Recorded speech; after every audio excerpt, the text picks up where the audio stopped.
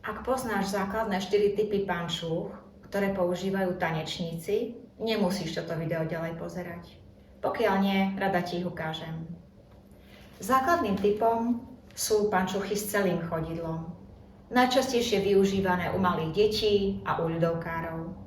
Druhý model, leginnové pančucháče, obľubujú mamičky, pretože môžu dať deťom do cvičiek teplejšie ponožky v zimných mesiacoch.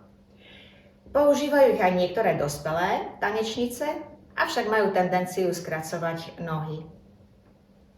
Radšej by som odporúčila potom strmeňové. Strmeňové sú také, ktoré majú voľné prsty i voľnú petu. Ops, takto.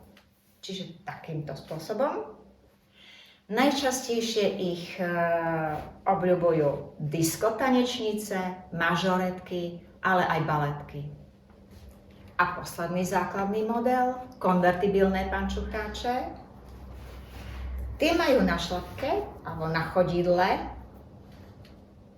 takúto dierku.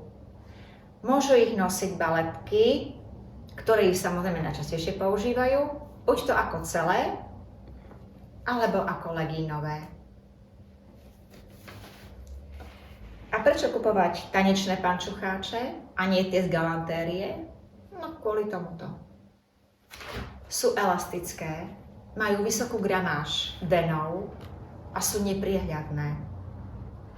A tiež vyrábajú sa v širokej farebnej škále.